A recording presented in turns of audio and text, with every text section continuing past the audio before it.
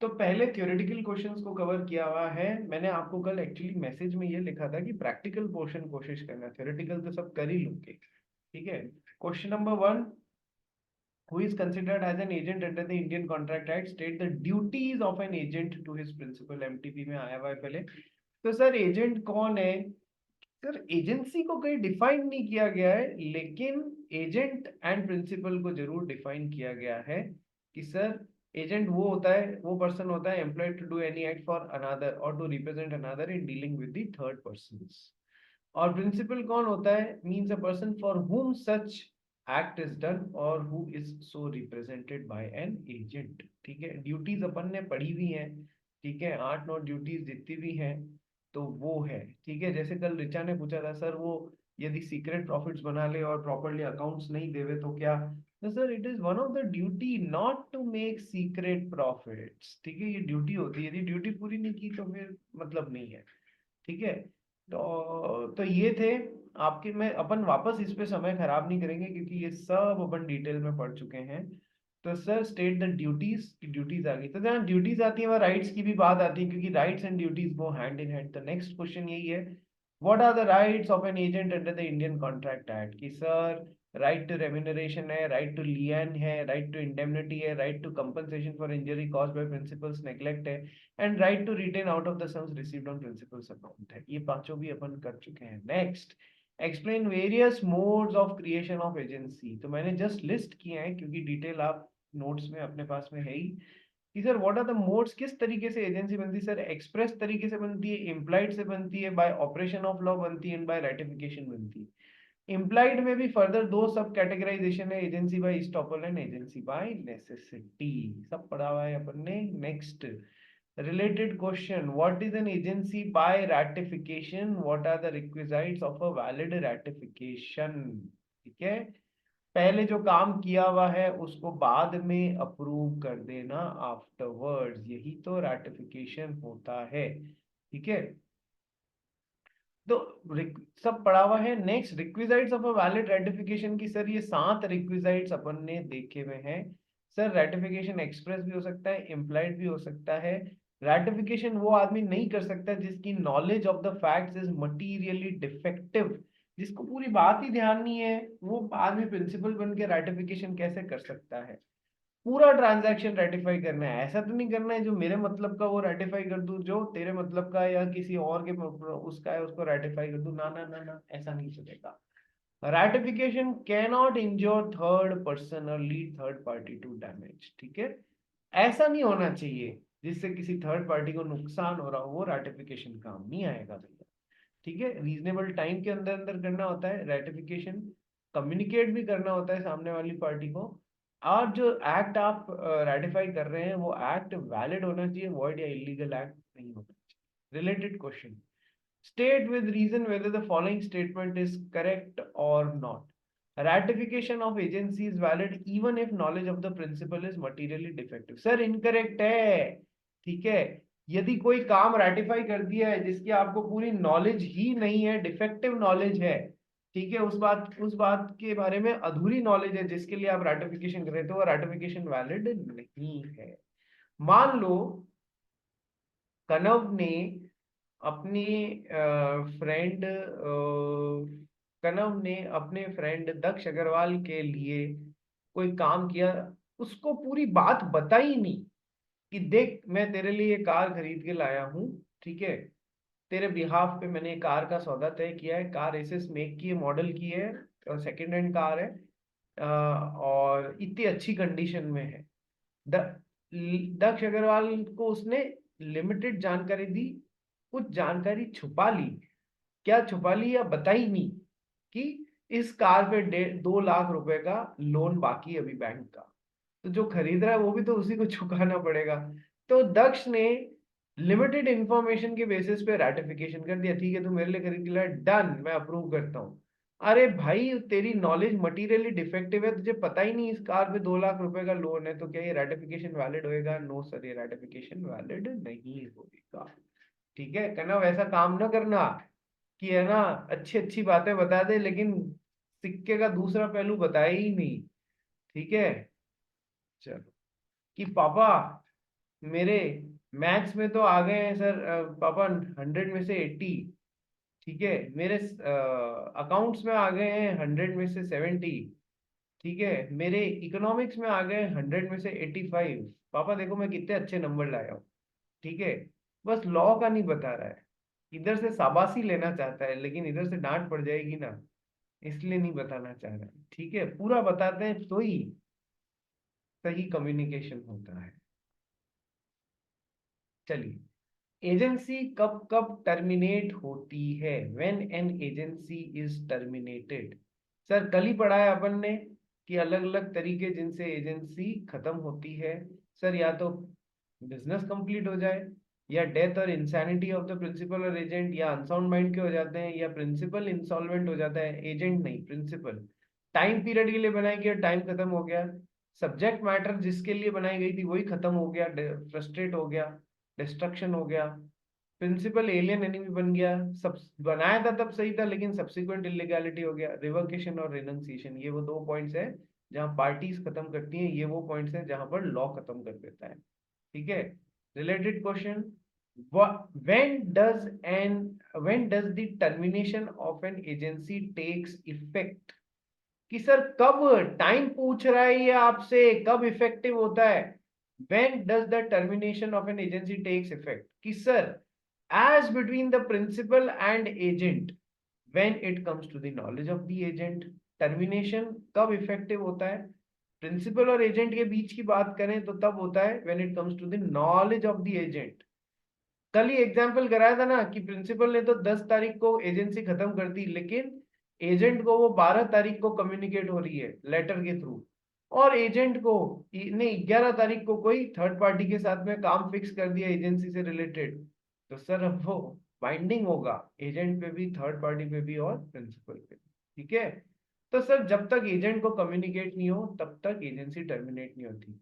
As relating to third party, sir when it comes to the knowledge of the third party, उसके लिए तो वो तभी effective होगा टर्मिनेशन। और in the event of death और insanity of the principal agents, देखो death और इंसैनिटी पे एजेंसी खत्म तो हो जाती है लेकिन सर उसकी नॉलेज में तो आना चाहिए ना। तो agent's authority to continue till this fact not known to the agent, जब ध्यान पड़ जाएगा उसी समय से खत्म। ठीक है, खत्म होती है इसमें कोई दो राय नहीं है डेथ या इंसैनिटी पे, लेकिन कब? When this fact comes known becomes known to the agent. ठीक है, तब हो जाएगी।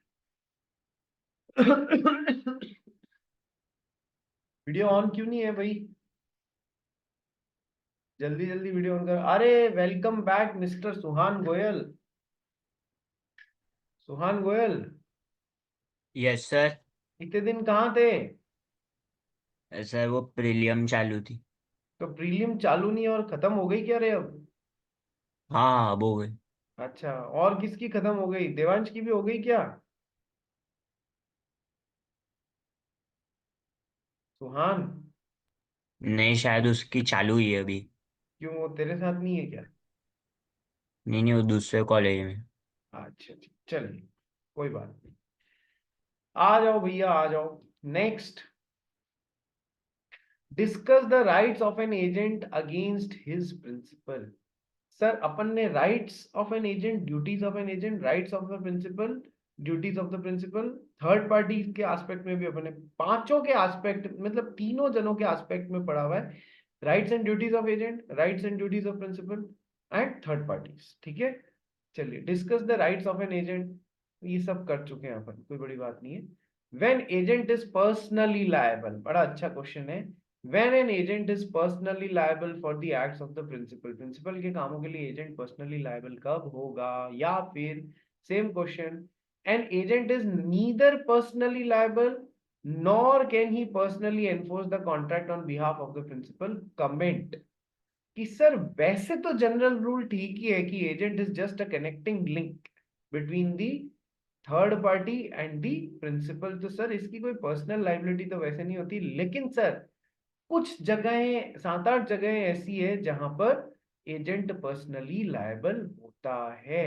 ठीक है, कौन सी वो? तो पहले जनरल रूल भी लिखना है कि सर वो तो जस्ट एक कनेक्टिंग लिंक है। Between principal and the third party, ठीक है। सो ना तो वो पर्सनली लायबल होता है, ना ही वो पर्सनली एनफोर्स कर सकता है उन कॉन्ट्रैक्ट्स को जो उसने एजेंट की कैपेसिटी में बनाया। हाँ, एजेंट की कैपेसिटी में इन कॉन्ट्रैक्ट को एनफोर्स कर सकता है, लेकिन पर्सनल कैपेसिटी में नहीं कर सकता है। एक्सेप्शन कहाँ कहाँ पर है? जहां पर एक एजेंट जो है वो पर्सनली लायबल होता है कि सर फॉरेन प्रिंसिपल के लिए काम कर रहे हो या फॉरेन सॉवरेंस के लिए आप एजेंट की तरह काम कर रहे हो, ठीक है, आप पर्सनली लायबल। अननेम्ड प्रिंसिपल या अनडिस्क्लोज प्रिंसिपल के लिए काम कर रहे हो, आप personally liable. Non existing principal बता रहे हो कि पीछे कोई है नहीं, या आप इनकम्पिटेंट प्रिंसिपल के लिए काम कर रहे हो, माइनर के लिए, अनसाउंड माइंड वाले प्रिंसिपल के लिए काम कर रहे हो, आप पर्सनली लायबल। प्रिटेंडेड एजेंट या अनऑथराइज्ड एजेंट, आपको कोई ऑथराइजेशन नहीं है, मर्जी से ही है ना, यूं सबको रिप्रेजेंट कर रहे हो मैं एजेंट हूँ और कॉन्ट्रैक्ट बना लिया, आप पर्सनली लायबल। जब एजेंट अपनी अथॉरिटी एक्सीड कर लेता है जो प्रिंसिपल ने दी है, तो फिर क्या, प्रिंसिपल ने जो अथॉरिटी दी है, ठीक है, एजेंट उसको एक्सीड कर लेता है कि सर 3 लाख रुपए में कार से कम में कार मत बेचना, ढाई में ही बेच के आ जाता है, तो सर गला कौन पकड़ सकता है? सर प्रिंसिपल पकड़ सकता है। Agent is personally liable to principal for this loss of ₹50,000। Contract expressly provides for agent being liable personally, कि सर कॉन्ट्रैक्ट में अदरवाइज लिख दिया कि नहीं एजेंट भी लायबल रहेगा, पर्सनली लायबल रहेगा अलॉन्ग विद प्रिंसिपल, तो फिर रहेगा, साइन क्यों किया? व्हेन यूजेज और custom of trade makes the agent liable. ये पॉइंट याद रखना बेटा, ये एक्सेप्शंस इंपॉर्टेंट है, एग्जाम में आने वाला क्वेश्चन है, ठीक है। Next, what are the limitations of a wife as an agent in binding her husband? Question आता है इस पे। what are the, इस पिछली बार ही या पिछली से पिछली बार कहीं तो आया है इस पे question. what are the limitations of a wife as an agent in binding her husband? इसको पढ़ेंगे एक बार, क्योंकि इसको पढ़ के थोड़ा सा टाइम हो गया, शुरुआत में पढ़ा था अपन ने कि सर क्या वाइफ हस्बैंड की एजेंट होती है? कि सर होती है, कुछ कुछ जगहों पर होती है, लेकिन उसके लिए कुछ इफ्स एंड बट्स है, तो क्या लिमिटेशंस है, आइए पढ़ते हैं इसको। कहना पढ़ भाई इसको।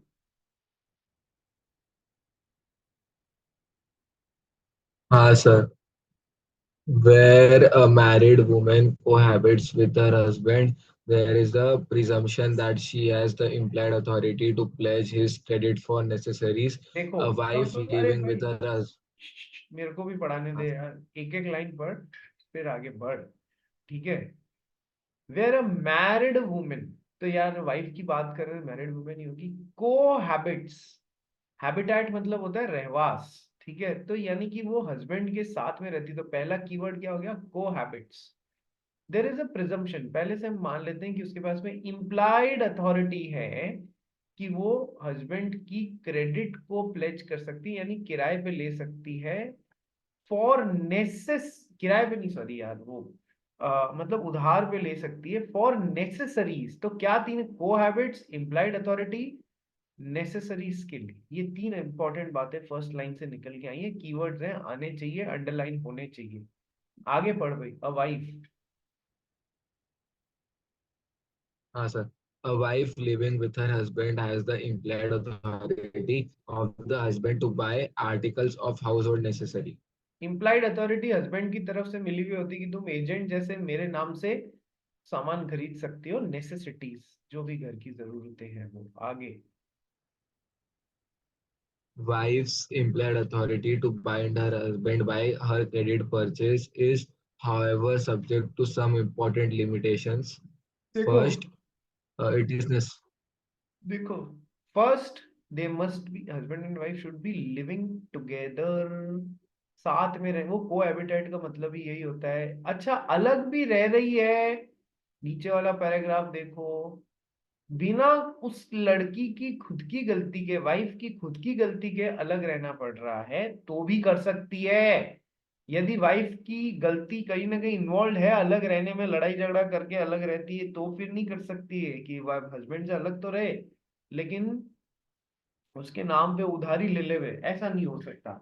हाँ, बिना लड़की की खुद की गलती के अलग रह रही है तो भी वो कर सकती है। तो ये तो है ही है, इसका एक एक्सेप्शनल पार्ट भी है, ठीक है, लिविंग टुगेदर। सेकेंड कि सर दो domestic establishment of their own में साथ रह रहे हैं, ठीक है, डोमेस्टिक एस्टेब्लिशमेंट जो उनका है खुद का ऑफ देयर ओन, उसमें साथ में रह रहे हैं। तीसरा सर नेसेसरीज के लिए ही कर सकती है। चौथा सर क्रेडिटर को एक्सप्रेसली बोला गया है not to give credit to the wife, ठीक है। एंड पांचवा, ये थोड़ा सा मैंने आपको पहले भी बताया, अजीब सा पॉइंट है, नेक्स्ट, हस्बैंड इन नेसेसरीज के लिए जिसके लिए वाइफ ने एजेंट जैसे उसको बाइंड करने की कोशिश की उसके लिए नहीं रेस्पॉन्सिबल होगा यदि वो उसको एक रीजनेबल अलाउंस ऑलरेडी देता है उसकी जरूरतों के लिए। तो फिर नहीं, कितना ही कर लो, फिर ऊपर कोई मतलब नहीं। यदि हस्बैंड अपना काम पूरा कर रहा है तो वाइफ एजेंट जैसे उसको बाइंड नहीं कर सकती है। ये कुछ बातें हैं, ध्यान रखिएगा, ठीक है। उसके बाद में नेक्स्ट क्वेश्चन आता है, डिफरेंशिएट बिटवीन सब एजेंट एंड सब्सटीट्यूटेड एजेंट। बिल्कुल टैबुलर फॉर्मेट में आपको समझाना है, वही चीज यहाँ कॉपी पेस्ट हुई है, इसलिए डिफरेंशिएट बिटवीन सब agent and substituted agent. Shreya Biyani, Biyani साहब, एक कहाँ चले गए? हेलो। हाँ सर। हाँ क्या हुआ? वीडियो ऑन करो अपना। ये जो भी बंद करके बैठे हो ना, कविश और श्रुति और सुहान गोयल और श्रेया कर्नावट और दक्ष अग्रवाल और जश शाह, जश शाह लेट क्यों आता है रे? हैं जश? तो अभी भी नहीं सुन रहे। चलो श्रेया बियानी, मुझे ये बताओ, सब एजेंट कौन होता है और सब्स्टिट्यूटेड एजेंट कौन होता है? बताओ। सर मैं ये लेक्चर्स में नहीं बैठी थी। क्यों नहीं बैठी थी? अभी आज बैठ के करूंगी ये सब। मैं बाहर गई थी। Oh my God. बियानी साहब, एक हिंदी में कहावत है, जब ओखली में सर डाल दिया है तो मूसड़ से डरना नहीं चाहिए। इसका मतलब समझती है? हम्म, सच सच बता, समझती है या नहीं समझती है? मैं ओखली क्या होता है? अपने मारवाड़ियों में एक वो होता है, पुराने टाइम में मिक्सीज और आटा चक्की तो होती नहीं थी, तो मसाले पीसने के लिए एक ऐसा कंटेनर होता था। एक बहुत बड़ा माता जी एक डंडा लेते थे, ठीक है, और फिर मिर्ची या जो भी है वो इसमें डाल दी जाती थी, फिर उसकी पिटाई की जाती थी, ठीक है। तो उस पिटाई और मतलब जब इसमें माल डाल ही दिया है तो पिटाई से क्या डरना। तब तू सीए में आ ही चुकी है, तूने ओखली में अपना सर डाल ही दिया है तो पिटाई से डर मत। पिटाई भी लगेगी तभी भेजे में घुसेगा, ठीक है। सीरियस हो जाए यदि निकलना चाहती है तो, ठीक है। आधा अधूरापन मत दिखाओ, कोई भी बच्चा, ये अकेले उसके लिए नहीं है। देखो, करना भी है और नहीं भी करना है, ऐसे नहीं चलता है, या तो पूरा करो या मत करो, इट इज डन। नहीं तो बीच का रास्ता बड़ा खतरनाक होता है यार, इधर के भी नहीं रहोगे और इधर के भी नहीं रहोगे, ठीक है। चलिए, तो हाँ, सब एजेंट, कविश कहाँ चला गया? कविश,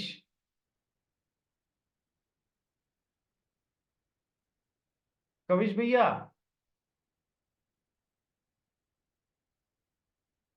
कविश सुनाई दे रहा है तेरे को? हेलो। हाँ हाँ हाँ, हाँ।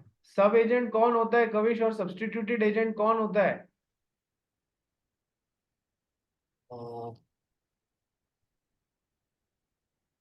एजेंट। ये प्रिंसिपल है, ये एजेंट है।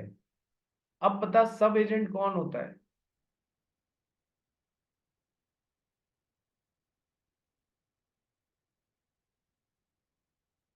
सर एजेंट अपने अंडर एक और अपने काम करने के लिए एक एजेंट अपॉइंट कर देता है, वो सब एजेंट हो गया, दैट्स इट।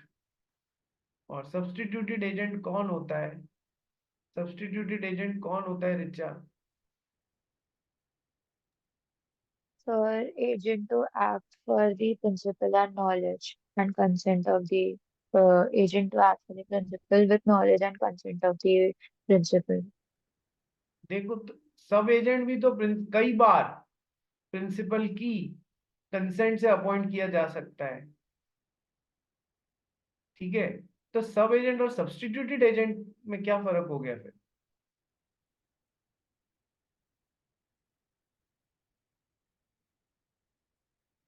तुम्हारी क्लास में सर सब्स्टिट्यूटेड एजेंट प्रिंसिपल के इंस्ट्रक्शन के अंडर वर्क करता है। अच्छा, किसी ने हाथ खड़ा किया था ना भाई, कौन था वो? सर श्रुति मैंने किया। हाँ बोल भाई, क्या बोलना चाह रही है? वही सर कि सब एजेंट एजेंट के इंस्ट्रक्शन से काम करता है, वो प्रिंसिपल को लायबल नहीं होता, प्रिंसिपल सब एजेंट को लायबल नहीं होता, बट सब्स्टिट्यूटेड एजेंट प्रिंसिपल को लायबल होता है। बिल्कुल। और देखो, जब मैंने आपको पढ़ा रहा था तब एक बात बताई थी ना, सब्स्टिट्यूट वर्ड को कैच करो। तुम्हारी क्लास में कभी कोई टीचर नहीं आता है तो कॉलेज या स्कूल क्या करता है, उनकी जगह पे सब्स्टिट्यूट टीचर भेजता है या नहीं भेजता है, जो ओरिजिनल टीचर को रिप्लेस कर देते हैं। यस, तो सर ऐसा भी हो सकता है कि एजेंट और सब्स्टिट्यूट एजेंट साथ में काम कर रहे हो। ऐसा भी हो सकता है ओरिजिनल एजेंट को बस इतना काम दिया गया है कि अपनी कोई ऐसा आदमी ढूंढो जो मेरे लिए ये काम कर सके, तो अपनी जगह इनको लगा देता है, सब्स्टिट्यूट कर देता है खुद खुद की जगह। ऐसा भी हो सकता है। जैसे सब्स्टिट्यूटेड एजेंट के लिए मैंने बताया था ना, कि मान लो मिस्टर एक्स को अपना कोई एंटीक आइटम बेचना है, तो उन्होंने एजेंट अपॉइंट किया कि जाओ मेरे लिए आप एक बेस्ट नीलामी हाउस होता है ना, ऑक्शन हाउस, वो ढूंढ के लाओ और उसको मेरे एजेंट जैसे। तो ये एजेंट हो गया, ये सब्स्टिट्यूटेड एजेंट हो गया, जो डायरेक्टली अंडर मिस्टर एक्स काम करेगा। ध्यान रखना, एग्जाम का क्वेश्चन है सब एजेंट और सब्स्टिट्यूटेड एजेंट। ठीक है, related question, who is the sub agent, when can sub agent be appointed and what are the effects of appointing a sub agent। पूरा अलग से सब एजेंट पे भी पूरा क्वेश्चन आता है, बहुत बार आता है। कई बार एग्जाम में ऐसे भी क्वेश्चंस आ जाते हैं जहां आपके लिए पहचानना मुश्किल हो जाता है कि सर सब एजेंट है या सब्स्टिट्यूटेड एजेंट है। वहां दिमाग लगाना, वहां कितना कंसेप्चुअल क्लैरिटी मिली है वो अपने को समझ में आएगा। ठीक है और उससे रिलेटेड प्रैक्टिकल क्वेश्चन फिर सॉल्व करना पड़ेगा। Next question, principal is not always bound by the acts of the sub agent। Comment कि सर प्रिंसिपल हमेशा सब एजेंट के कामों से बाइंड नहीं होता है। Sir this statement is absolutely right. Delegatus non potest delegare, delegatus non potest delegare, कि सर इसका क्या मतलब है, जिस आदमी को हमने अपनी अथॉरिटी डेलीगेट की है वो फर्दर डेलीगेट नहीं कर सकता। यानी कि ये क्या बोल रहा है, प्रिंसिपल ने एजेंट को अपनी अथॉरिटी दी है, वो सब एजेंट बिना प्रिंसिपल की परमिशन से अपॉइंट को डेलीगेट काम अपना कर ही नहीं सकता है किसी और को। ठीक है, तो sir principal is not always bound by the act of the sub agent. ठीक है, इसकी पूरी थ्योरी मैंने आपको कराई हुई है, कब सब एजेंट प्रॉपरली अपॉइंटेड होता है, कब सब एजेंट प्रॉपरली अपॉइंटेड नहीं होता है, कैसे कैसे क्या क्या काम करना है, ये सब अपन ने पढ़ा हुआ है। ठीक है, नेक्स्ट की तरफ चलते हैं। Liabilities of principal to the third parties for acts of the agent. Sir agent ने कुछ काम किया है, विथ थर्ड पार्टी किया है, क्या उसके लिए प्रिंसिपल लायबल होगा? सर बिल्कुल, थर्ड पार्टी उस काम के लिए वैसे ही प्रिंसिपल को बाइंड कर सकती है जैसे कि वो मेन पार्टी हो। ठीक है, चलिए, सो liability of principal to third parties for acts of the agent, principal is liable for acts of the agent done within his authority। और outside authority भी किया है तो कैसे होगा, वो अपन ने डिस्कस किया है कि सर एजेंट अपनी अथॉरिटी एक्सीड किया है तो फिर कैसे, जब ऑथराइज्ड और नॉन ऑथराइज्ड पार्ट सेपरेबल है, सेपरेबल नहीं है, सब अपन ने किया हुआ है। ठीक है, ये आपको वहां से डिटेल में पढ़ना पड़ेगा, जो ऑलरेडी अपन ने पढ़ा हुआ है, आपको नोट्स में ये सब चीजें मिल जाएगी। जनवरी 25 में क्वेश्चन आया हुआ है। सर क्या क्वेश्चन आया हुआ है, what are the conditions to be satisfied for an agent's authority in an emergency. एक एक क्वेश्चन ऐसा लग रहा है क्वेश्चन बैंक का जैसे कि कोई एग्जाम का क्वेश्चन है, कि सर एक बंदा जो है एजेंट है, उसकी इमरजेंसी में अथॉरिटी बढ़ जाती है, अपन सब लोग जानते हैं, पर वो एजेंट इमरजेंसी में जो भी काम किया है विद इन, उससे सबसे प्रिंसिपल बाइंड हो जाता है। उसके लिए जरूरी बातें क्या क्या है, कि सर सबसे पहले तो आपको समझाना पड़ेगा कि agents authority in an emergency जो है कि वो सारे काम कर सकता है अपने प्रिंसिपल को लॉसेस से प्रोटेक्ट करने के लिए उस तरीके से जैसे कि एक पर्सन ऑफ ऑर्डिनरी प्रूडेंस अपने खुद के केस में अंडर सिमिलर सर्कमस्टांसेस करता, वैसे ही वो सारे काम कर सकता है। तो ये एजेंट की अथॉरिटी हो जाती है। तुम्हारा खुद का माल यदि पानी में डूब रहा होता तो तुम कैसे उसको बचाते, ठीक है, वैसे ही आपको भी ये एजेंट को भी नेसेसिटी इमरजेंसी के केस में सॉरी वो इंक्रीज वो सारे काम करने की अथॉरिटी मिल जाएगी। कि सर क्या क्या बातें जरूरी होती हैं, कि सर सबसे पहला काम तो होता है एजेंट का प्रिंसिपल से कम्युनिकेट करके इमरजेंसी सिचुएशन में डायरेक्शन लेवे, ठीक है। तो सर यदि वो नहीं ले पा रहा है तो ही इमरजेंसी वाले नियम लागू होंगे। सो या तो तुम पोजीशन में नहीं हो या अपॉर्चुनिटी नहीं मिली प्रिंसिपल से कम्युनिकेट करने की। दूसरा, सही में एक्चुअल और डेफिनेट कमर्शियल नेसेसिटी है जल्दी से जल्दी काम करने की। आइसक्रीम पिघल जाएगी यदि तुरंत डिसीजन नहीं लिया रेफ्रिजरेटेड ट्रक खराब होने की स्थिति में। नेक्स्ट, बोनाफाइड वे में और प्रिंसिपल के बेनिफिट के लिए काम किया, most reasonable and practicable course को अडॉप्ट किया, और एजेंट जो है ही must have been possession of goods belonging to principal and which are the subject matter of the contract, वो उसके पास होने चाहिए। ये 5 बातें जरूरी होती है, ठीक है। अब इसमें मैंने बहुत ज्यादा वो क्वेश्चंस नहीं डाले हैं, वो भी आप डाल सकते हो कि सर प्रिंसिपल और एजेंट के राइट्स क्या क्या हैं, ड्यूटीज क्या क्या हैं, ठीक है, थर्ड पार्टी के लिए भी एंगल से भी क्या क्या है, ठीक है। वो मैंने क्वेश्चंस अलग से ऐड नहीं किए हैं, चाहो तो इसमें आप वो भी कर सकते हो क्वेश्चन बैंक में। आ जाओ next, let's come to the practical और case study based questions. Practical और केस स्टडी बेस्ड क्वेश्चंस को किस फॉर्मेट में आंसर करना होता है, कि सर पार्ट 1 पार्ट 2 पार्ट 3 के फॉर्मेट में आंसर करना होता है। Am I audible to all of you? क्या आप मुझे सुन सकते हैं? Yes sir. सुन सकते हैं तो मेरी बात बुद्धि में जानी चाहिए। क्या बुद्धि में जानी चाहिए? कि अपने वीडियो ऑन रखने हैं, ठीक है। बार बार भागने से थोड़ी ना कुछ हो जाएगा। वीडियो ऑन करो अपने अपने, कहना वो हर लाल का वीडियो ऑन कीजिए अपने। चलिए प्रैक्टिकल क्वेश्चंस पढ़ते हैं। कनव जी प्रैक्टिकल क्वेश्चन पढ़ो first.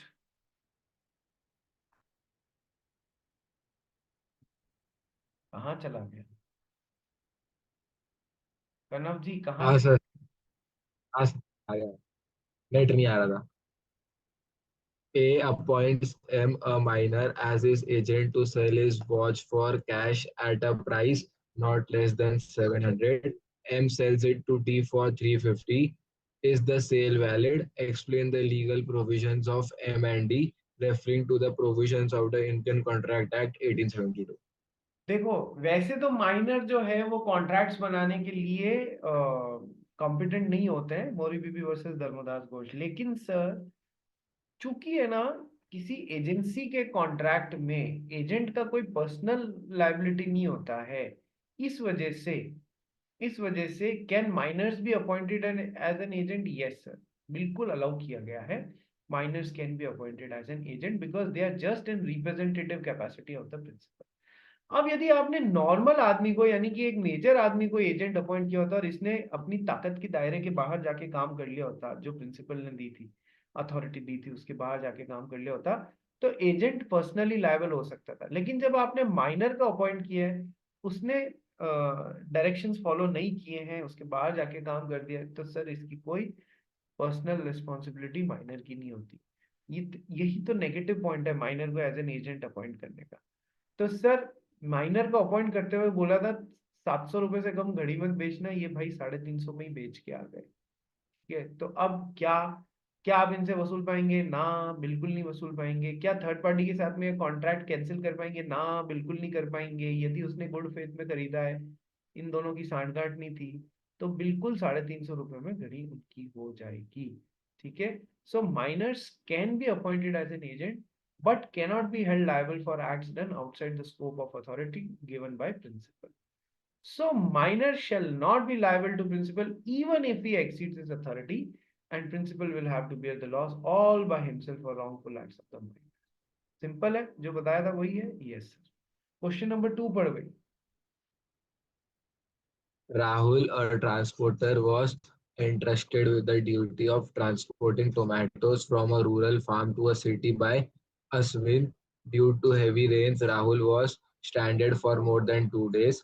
Rahul sold the tomatoes below the market rate in the nearby market where he was stranded, fearing that the tomatoes may perish.